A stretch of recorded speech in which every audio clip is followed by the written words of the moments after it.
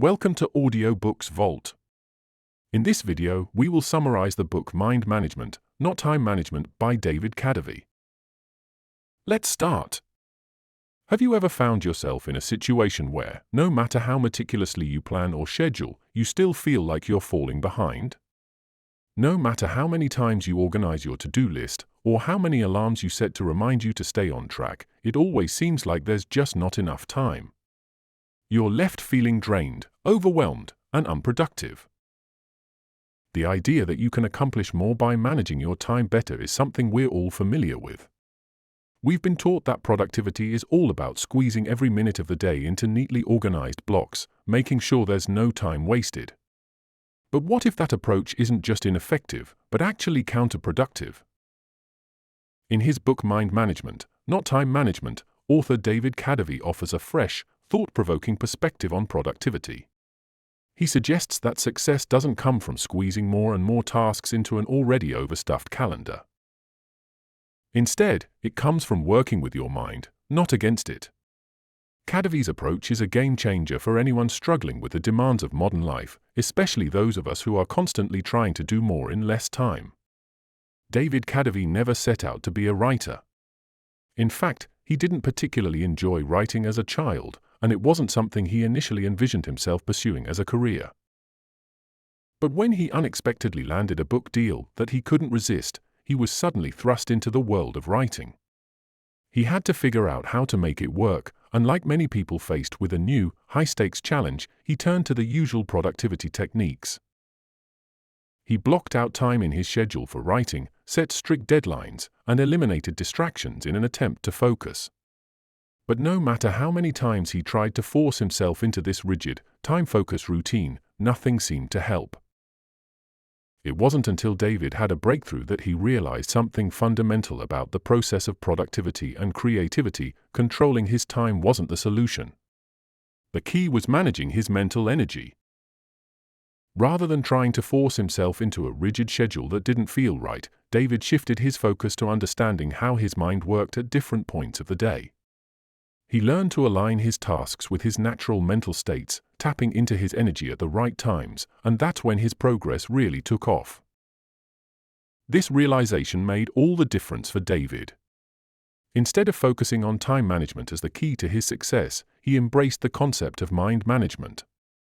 By tuning into his natural rhythms and mental energy, he was able to achieve true productivity and make meaningful progress on his book, which ultimately led to the successful completion of the project. This experience reinforced the idea that mind management, not time management, is what drives success. By working with your mind, rather than against it, you can unlock your full potential. David's journey from a reluctant writer to a published author isn't just about finding a solution to writer's block. It's a reminder that mind management can have profound impacts on how we approach not only creative work but any task or goal we're trying to achieve. While many writers and creatives find that words or ideas flow easily for them, that wasn't the case for David. In fact, writing often felt like an uphill battle. He would sit down at his computer, staring at a blank screen, unable to make any headway. With the deadline for his book fast approaching, the pressure grew. He needed to submit 25% of the manuscript in just a few weeks, or he risked losing the deal. The weight of the expectations from his friends, family, and himself made the task feel even more daunting.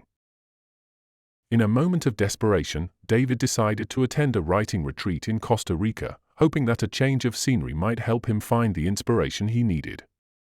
But once he arrived, he quickly regretted his decision. Far from sparking creativity, the retreat only added to his stress. However, with no other option, he went for a walk to clear his mind. That's when something unexpected happened. While walking along the beach, David encountered a friendly stranger named Diego, who struck up a conversation with him. They talked about the beach, the rain, and life in general, nothing too deep or profound, but the interaction had an unexpected effect. David found himself feeling lighter, recharged, and suddenly able to tackle the task that had been weighing on him for so long. Returning to his computer with a fresh mindset, David was able to write the first chapter of his book in just 1 hour. Reflecting on this breakthrough, he realized something that would change the course of his work and his life. The key to productivity wasn't about finding more time to write. It was about being in the right mental state. David had stumbled upon the concept that would guide his approach from that moment forward: mind management, not time management. Understanding mind management, prioritizing mental energy. So, what exactly does mind management entail? Simply put, mind management is about recognizing how your mental energy fluctuates throughout the day and aligning your tasks with your current mental state. It's not just about ticking off boxes on your to-do list, it's about understanding when you're most energized and focused and when you're feeling distracted or drained. Rather than trying to force yourself into a productivity system that doesn't align with how your mind naturally works, mind management involves taking a step back and asking yourself, what am I in the mood to do right now? This question allows you to tap into your mental energy in a way that is more sustainable, effective, and ultimately more rewarding. Many people experience moments of frustration when faced with long to-do lists. They look at the tasks ahead of them and feel a wave of anxiety or lack of motivation. This is a common experience that many of us can relate to. But with mind management, you can overcome this mental block by learning to look at tasks from a new perspective. In a time management mindset, you might ask, what can I get done right now, which can often lead to procrastination or shallow, half-hearted efforts. You may end up working on a task that doesn't align with your current energy, and that leads to wasted time and effort. In contrast, with mind management, you flip the question, what am I in the mood to do right now? This subtle shift allows you to match your mental state with a task that you can tackle in that moment. By doing so, you naturally increase your productivity, as you're no longer fighting against your mind's natural rhythms. Instead of wasting time trying to push through a task that you're not mentally equipped to handle at the moment, you focus on something that aligns with your current mental energy. This approach also highlights a deeper truth about productivity. It's not just about getting more done. It's about getting the right things done at the right time. When you're in the right mental state, you can focus more effectively, produce better quality work, and feel more satisfied with what you accomplish. The role of rest and recharge. Another important concept in mind management is the need for rest and recharging. In today's productivity-obsessed culture, there's a pervasive belief that in order to achieve success, you need to work non-stop, pushing yourself to the limit. But the truth is, creativity and productivity are not linear. They require balance. Just as you need time to work, you also need time to rest and recharge. Without proper recovery, your mental energy will eventually run out, and your ability to produce high-quality work will diminish. Mind management encourages you to recognize when you need to take a break and step away from your work. Whether it's a short walk, a nap, or even taking a day off, these moments of rest are crucial for maintaining long-term productivity. Just like in David's experience at the retreat, sometimes the best way to overcome a mental block is to step away, engage in a casual conversation, or let your mind wander freely for a while. This break allows your subconscious to continue working on the problem in the background, and often, when you return to the task, a solution or new idea will present itself. Moving beyond time management, the power of aligning with your mind. Ultimately, David Kadavy's journey offers a powerful reminder that productivity doesn't need to be about squeezing every moment of your day into a rigid schedule. Instead, success comes from managing your mind effectively. By aligning your tasks with your mental energy, recognizing when you need rest, and allowing creativity to flow naturally, you can achieve far more than you would by simply managing your time. In conclusion, mind management is not just a theory or a catchy phrase, it's a transformative approach to how we work and live. It encourages us to shift away from the pressure of doing more, and instead focus on how we can best engage with our work in a way that is sustainable, fulfilling, and productive.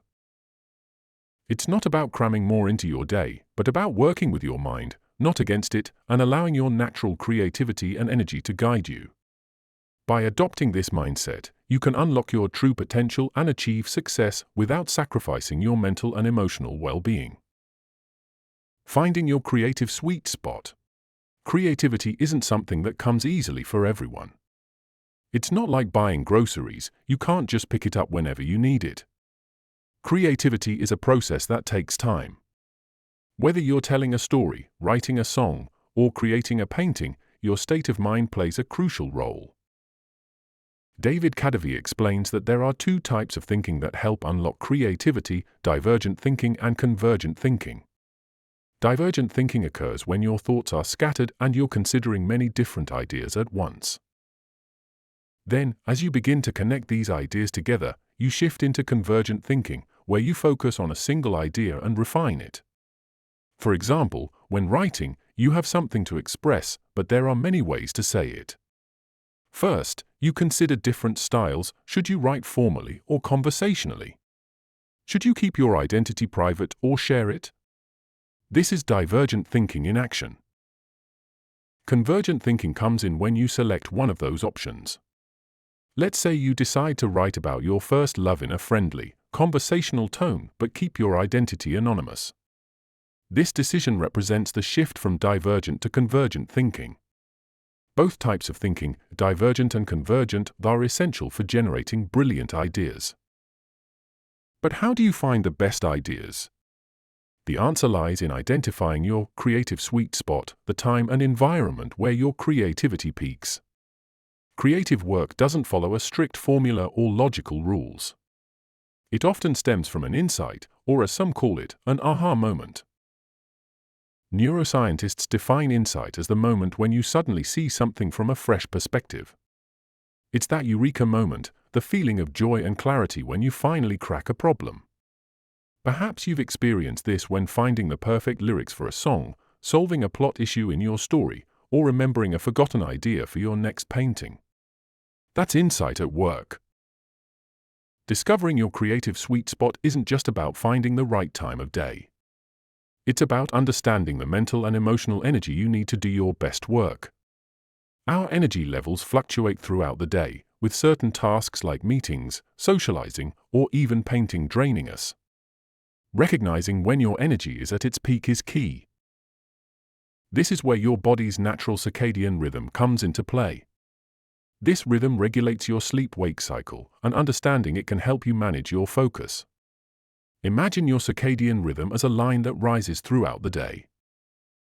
The longer you're awake, the more alert you become.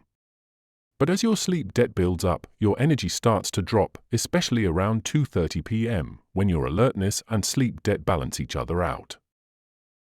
By learning how your body clock works, you can better manage your mental focus. Many people find that they are most productive in the morning, when their energy is at its peak. For example, top violinists spend the first few hours of their day practicing intensely. Similarly, writer Virginia Woolf and psychologist B.F. Skinner dedicated their mornings to deep focus. To make the most of your creative sweet spot, Kadavy recommends following the first-hour rule. This principle involves dedicating the first hour of your day to your most important project, the one that has the highest priority. By doing this, you set yourself up for success. Starting your day with the task that truly matters helps reduce procrastination and prevents obstacles from derailing your focus. It's an effective way to make real progress right from the start of your day. The 4 stages of creativity. Even when you're not actively working on your project, whether it's writing, painting, or designing, your mind is still engaged with it. Creativity isn't confined to the moments when you're physically at your desk with a pen or brush in hand. Social psychologist Graham Wallace identified 4 key stages of creativity, which guide us through the entire creative process. The first stage is preparation.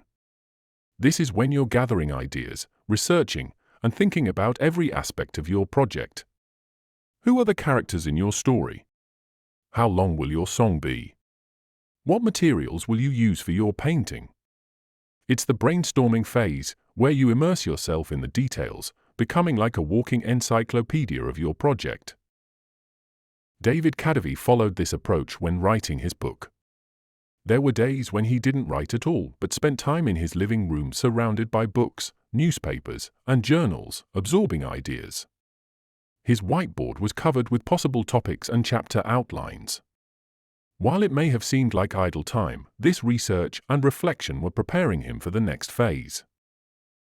The second stage is incubation. This is when you step away from your project, consciously taking a break. You might focus on something else, spend time with friends, or engage in another activity. Taking breaks is crucial. Pushing yourself to finish a task too quickly can lead to frustration and hinder your creativity. It's in this stage that your mind processes everything you've gathered, often without you being aware of it.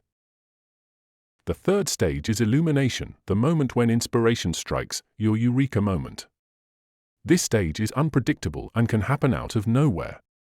It's that flash of insight that feels like a bolt of lightning. However, this breakthrough doesn't happen without the groundwork laid in the previous stages. You need to spend time in preparation and incubation to allow your mind to connect the dots. Take, for example, Paul McCartney of the Beatles. He famously composed the iconic song Yesterday after hearing the melody in a dream. When he woke up, he rushed to the piano to play what he had heard. But this moment of brilliance was not just luck. Paul had spent years writing and creating music, and his preparation allowed him to recognize and capture the melody when it arrived. The fourth stage is verification. After the illumination, you step back and critically evaluate the idea that came to you. You ask yourself if it's truly sound, if it works, and if it's a brilliant concept. Paul McCartney, unsure whether the melody was original, spent 1.5 years making sure it hadn't been subconsciously borrowed from somewhere else. In that time, he refined the song, perfecting the lyrics, tune, and arrangement. This final stage of evaluation is essential for turning a great idea into a masterpiece. Each stage of the creative process is important. Skipping any part of it can hinder the final product. By respecting the entire journey, from preparation to verification, you give creativity the best chance to flourish. The 7 mental states of creative work. David Kadavy didn't adhere to a strict routine or set rules for his creative work, but he did have certain places and tasks that helped him get into the right mindset for writing. For example, he would often go to the 95th floor of the John Hancock Center to jot down notes in his little notebook. Initially, his thoughts would be scattered, but as he started writing, he would realize what else needed to be included in his book. This place helped him organize his thoughts and gain clarity. Another favorite spot of David's was a coffee shop called Absento Coffee, where the stunning views and rich aroma of coffee beans helped him settle into a creative flow. Just like David, you can align different types of work with different mental states. Your mental state can shift between 7 key modes. Number 1. Prioritized mental state. This is when you focus on planning, deciding what needs to be done and how to go about it.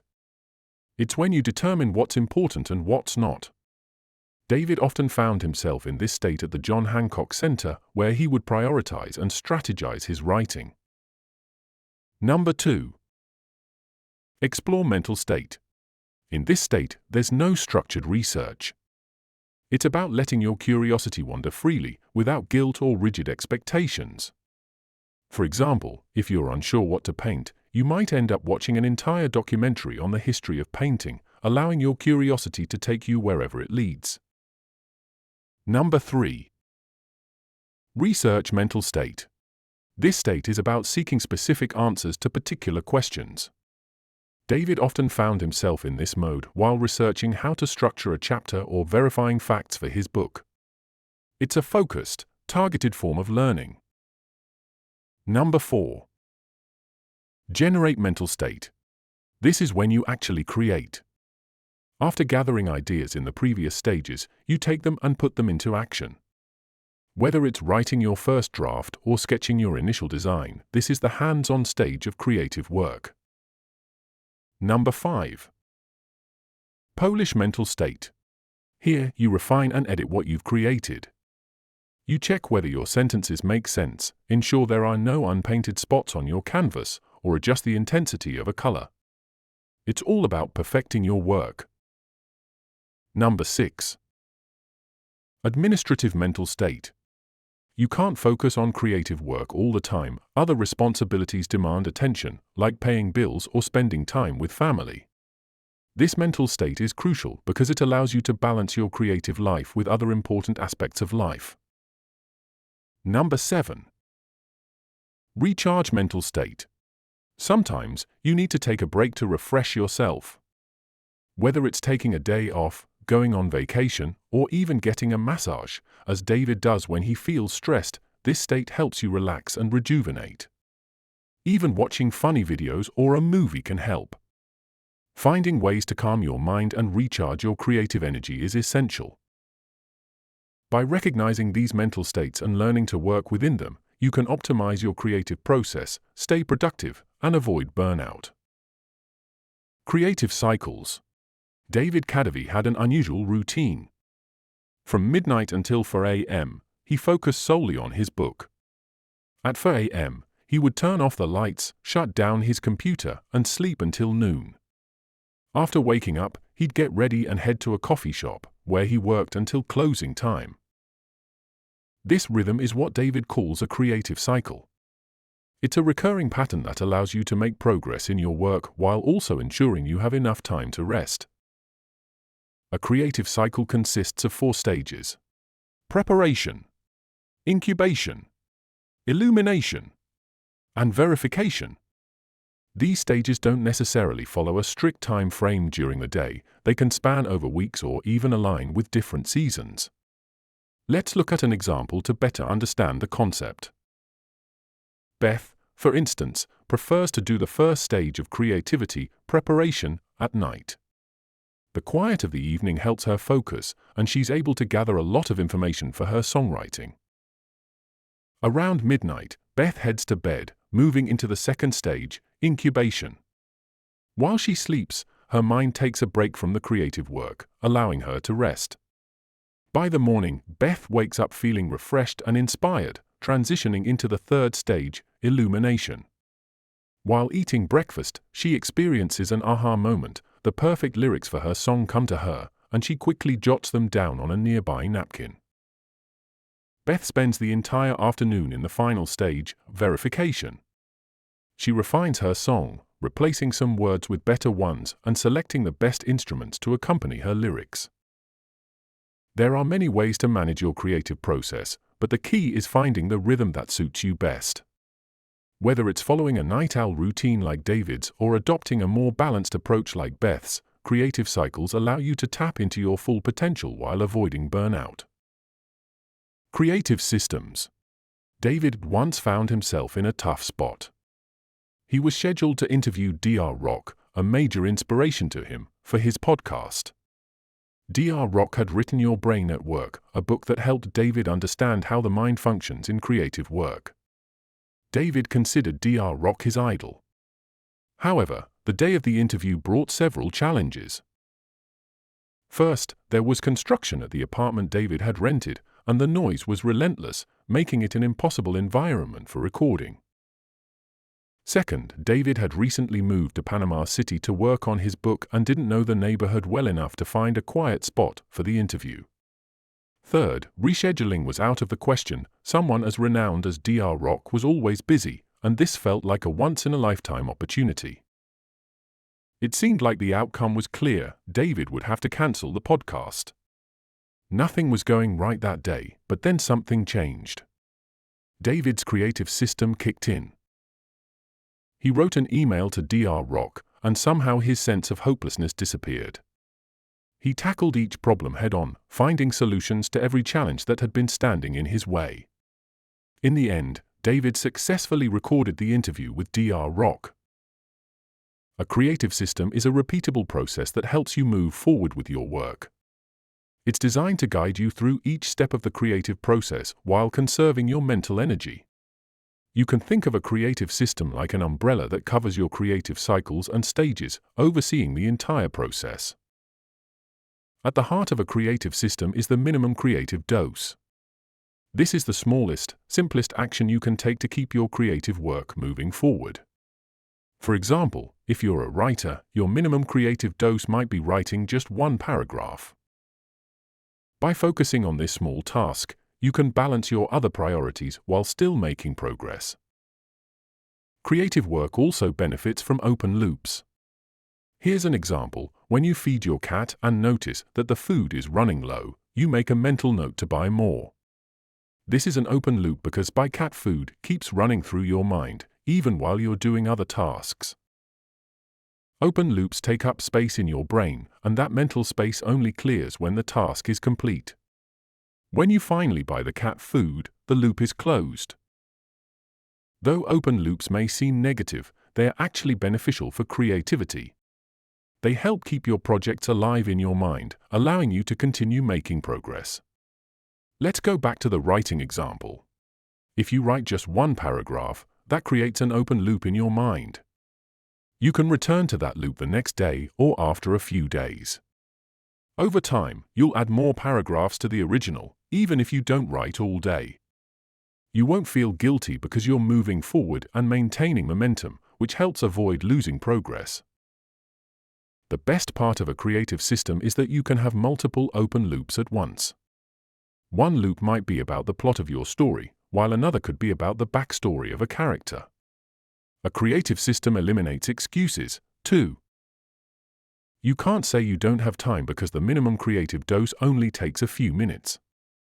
With this approach, you'll always find a way to keep moving forward in your creative journey, no matter how busy life gets. Conclusion. In this discussion, we've explored a range of ideas and strategies for managing your mind to enhance both your productivity and creativity. In today's fast-paced world, where there is an ever-growing pressure to achieve more in less time, the insights shared here offer a much-needed reminder that creativity cannot be rushed. Rather than constantly striving to do more, we should focus on managing our mental states and working with our minds in a way that fosters creativity at its best. In the following sections, we'll revisit and expand on the key insights from our discussion, outlining how you can manage your mental states and structure your creative process to get the best results without burning out. One of the most fundamental concepts in creative work is mind management. Managing your mind doesn't just refer to organizing your thoughts, it's about aligning your mental state with the task at hand. Instead of forcing yourself into a particular task, you ask yourself, what am I in the mood to do right now? This approach challenges the conventional wisdom that you should be constantly pushing yourself to do more, especially when you don't feel mentally prepared. Instead of treating creativity as a task to be completed, you allow yourself to tune into your natural mental rhythms and find what task suits your current mood. For example, if you're feeling fatigued or distracted, it might not be the right time to dive into writing a long report or painting a detailed piece of artwork. Instead, you might find that a lighter, more routine task, like organizing your workspace, brainstorming ideas, or sketching rough drafts, aligns better with your energy and mood at that moment. This helps conserve your mental energy and allows you to keep moving forward without overexerting yourself. By recognizing and embracing your mental state, you can improve both your creative output and your overall well-being. The result is a more intuitive, organic process where you're not fighting against your own mind, but working with it. This leads to greater satisfaction in your work and a higher level of productivity in the long run. In line with mind management, the concept of the creative sweet spot is crucial to achieving peak creativity. This sweet spot refers to the optimal time, place, and mental state for engaging in creative work. To tap into this creative flow, you need to understand how to balance both divergent and convergent thinking. Divergent thinking involves generating a wide range of ideas, possibilities, and concepts without judgment, while convergent thinking focuses on narrowing down these ideas to find the most effective solutions. Both modes of thinking are essential in the creative process. Divergent thinking is useful in the early stages of creativity when you need to brainstorm and explore different angles. On the other hand, convergent thinking helps refine and focus your ideas, which is critical when you're getting closer to a final outcome. Understanding your most productive times of day is key to finding your creative sweet spot. Many people find that their most creative work happens in the morning when they are fresh and free from distractions. For others, the quiet of the evening might be the perfect environment to delve into deep creative thinking. The important thing is to identify when you are at your best and to structure your day accordingly, dedicating this prime time to your most important creative tasks. Once you've identified your sweet spot, you can maximize your creative output by focusing on both divergent and convergent thinking during these peak times. Whether it's writing, drawing, composing music, or solving complex problems, understanding and using your creative sweet spot will allow you to make the most of your mental and physical energy. To produce remarkable work, it's crucial to understand the 4 stages of creativity: preparation, incubation, illumination, and verification. These stages form the foundation of the creative process, and each one plays an essential role in producing original and meaningful work. Preparation. This is the stage where you gather the necessary information, explore different ideas, and lay the groundwork for your creative endeavor. Preparation involves both research and brainstorming, and it can take time, depending on the complexity of your project. In this stage, you're simply soaking up ideas, information, and inspiration without worrying too much about outcomes. Incubation. After the initial preparation, your brain takes a break from actively thinking about the problem or task. This stage often occurs unconsciously, where ideas continue to develop in the background. This is the time when you step away from the problem, perhaps taking a walk, engaging in a hobby, or simply letting your mind wander. It's often during this stage that breakthroughs occur unexpectedly. Illumination. This is the aha moment, the sudden realization of the solution or the perfect idea. It can happen at any time, often when you least expect it. The key to illumination is to stay open and receptive to inspiration, even if it comes in unexpected ways. Verification. The final stage of creativity involves testing, refining, and finalizing your work. In this phase, you ensure that the work aligns with your original intentions and that it meets the necessary standards. Verification might involve editing, revising, or seeking feedback from others. By understanding and working within these stages, you can ensure that your creative work progresses naturally and systematically, without forcing ideas before they're ready to emerge. These stages offer structure to the creative process and provide a roadmap for moving from inspiration to finished product. Building on the 4 stages of creativity, we also explored the 7 mental states that are essential for navigating the creative process. These mental states guide you through each phase of your creative journey, helping you stay productive, focused, and inspired. The 7 states are: prioritize. This is the state where you focus on planning and deciding what tasks are the most important. It's a strategic state where you organize and prioritize your creative work, determining what needs to be done first and how to approach it. Explore. In this state, you allow your curiosity to wander freely. Rather than focusing on structured research, you let your mind roam and discover new ideas and possibilities. This is an unstructured, free-form state of exploration. Research.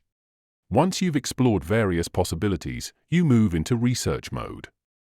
This is where you seek specific information or answers to questions that arise during the exploration phase. It's a more focused and structured approach to gathering the details you need. Generate. In this state, you take the ideas you've researched and begin creating. It's the stage where you put your thoughts into action, whether that means drafting an outline, sketching designs, or writing your first draft. Polish. The Polish state is where you refine and perfect what you've created. You edit your work, checking for clarity, consistency, and quality. This is the stage where you fine-tune the details to ensure the final product is as strong as possible. Administrate. Not all creative work is about the art itself.